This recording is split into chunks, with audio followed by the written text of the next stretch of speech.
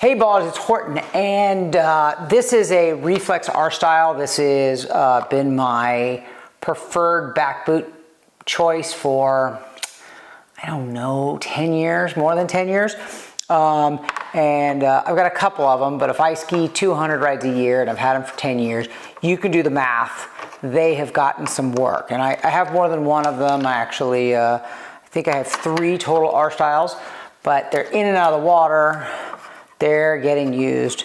So every once in a while, you might have to change out some hardware.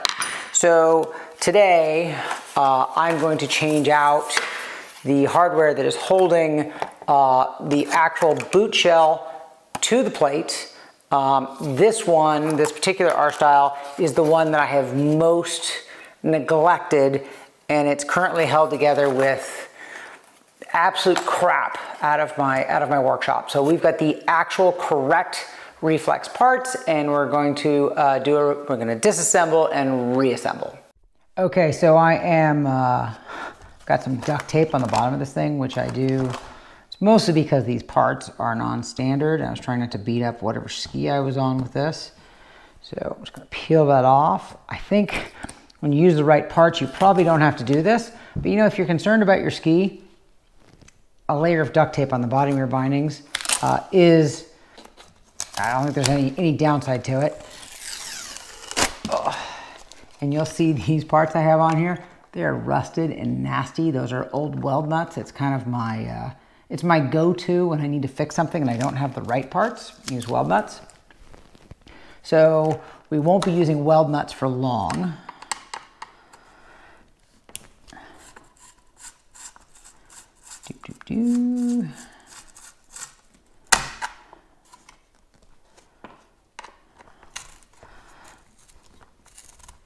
Oh, this one's going to be a problem. All right, we're going to come back to that one. We're going to need some more tools for that. And then we'll take these off. These are actually, I think these are actually Reflex screws screwed into another weld nut. All right, we're gonna get that off there. Look at these nasty things. It's hard to believe that this was actually holding my foot onto the ski. I had to run to the workshop because the old rusted parts were kind of a bummer. Some of them are hard to get off. So I had to go out and do some barbaric things. But, so we're back. So here's the boot, and here's the plate, and here is the pretty new, I don't know what the official name of this part is. I'm going to call it a threaded washer. It's a made-up name. Put this through. Now this is going to be a little awkward. It always kind of is. I'm going to set that on there so you can see it here.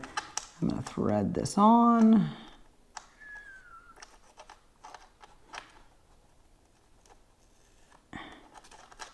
Not too bad. Flip it upside down and give it a tighten. Trying to make it so you can see there. Sorry about that. It's a little bit out of whack. Okay, so there's the front half. And we're gonna do the same thing at the back. So here's this pretty stainless piece that we're gonna put on the back. And I do angle my boot quite a bit. So I'm gonna flip this over and see where I was before. I think I'm right there. You can see on the inside of the boot, there's an indentation in the plastic for where the threaded piece goes. So, and it's a little awkward with one hand on the bottom and one hand on the top. Hold that on, lining that up and getting it started, or trying to do it on camera so you can see it. Well, more importantly, there it is. Now, I'm going to loosen that back up a little bit because of what I'm going to do next, which is give it a little bit of reinforcement.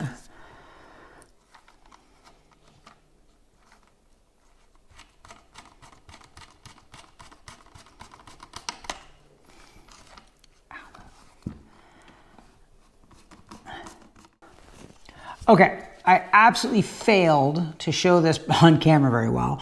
But so here's the primary anchor I'm calling that the threaded washer. And these two additional anchors that coordinate to the washer you see right there. So again, it was just really awkward to get this on video. But what I did is I threaded through the screw. That's not true, that's not what I did. I slipped the washer in there first. You see the washer right there. And then I took the screw up from the bottom, and then with my hand, I got in there and held it and tightened it. And then when I'm done, when I got in the workshop, I will take some pliers and hold those little, I'll grab a hold of these very gently and then screw in and tighten those extra from the bottom.